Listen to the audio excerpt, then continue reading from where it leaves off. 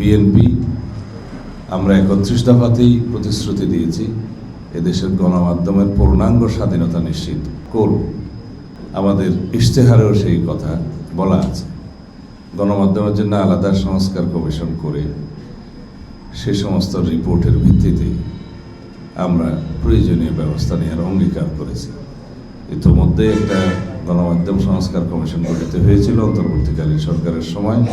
তারাও রিপোর্ট দিয়েছে, সেই রিপোর্টগুলোও আমরা পর্যালোচনা করব ইনশাআল্লাহ।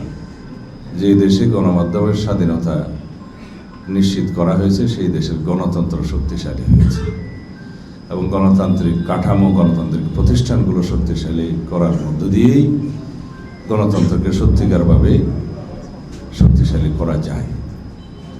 এই গণতান্ত্রিক কাঠামোর, রাষ্ট্র কাঠামোর গণতান্ত্রিক সংস্কারের মধ্য দিয়ে একটি সংস্কারকৃত বাংলাদেশ, যার শহীদের স্বপ্ন ছিল, সেই বাংলাদেশ প্রতিষ্ঠার জন্য আমরা প্রতিশ্রুতিবদ্ধ। সেই রাষ্ট্র কাঠামো, গণতান্ত্রিক সংস্কার, সংবিধানের গণতান্ত্রিক সংস্কারের জন্য আমরা দীর্ঘদিন কাজ করেছি জাতীয় ঐক্যমত্য কমিশনে। এরপরেও আগামী জাতীয় সংসদে ইনশাআল্লাহ এই বিষয়ে আরও বিস্তারিত আলোচনার মধ্যে দিয়ে গণমাধ্যমের সত্যিকার স্বাধীনতা নিশ্চিত করা হবে। পৃথিবী এখন ডিজিটালাইজড পৃথিবী। এই পৃথিবীর সমস্ত তথ্য আদান প্রদান মুহূর্তের মধ্যে সারা পৃথিবীতে ছড়িয়ে যায়। সুতরাং আমাদেরকে অত্যন্ত সাবধানতার সাথে কাজ করতে হবে যাতে করে আমরা দেশের সম্মান সারা বিশ্বে সমুন্নত রাখতে পারি।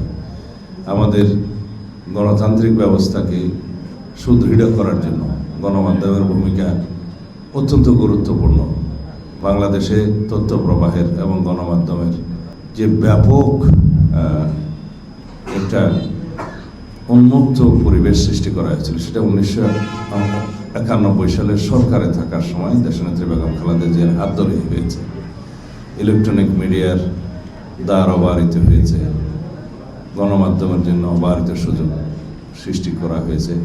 তারপরে ধীরে ধীরে এই গণমাধ্যম বিকশিত হতে শুরু করে।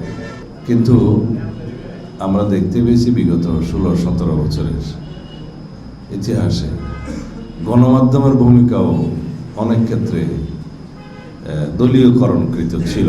সেটা খুবই দুঃখজনক, যার কারণে আমাদের গণতান্ত্রিক ব্যবস্থা হোঁচট খেয়েছে। সুতরাং আপনাদেরকে লক্ষ্য রাখতে হবে যাতে গণমাধ্যমের ভূমিকাটা এরকম হয় যেন গণমাধ্যমের লক্ষ্য থাকে দেশের স্বাধীনতা, সার্বভৌমত্বকে সুরক্ষিত রাখার। গণমাধ্যমের যেন লক্ষ্য থাকে যাতে দেশের গণতন্ত্রকে সুরক্ষা দেয়ার।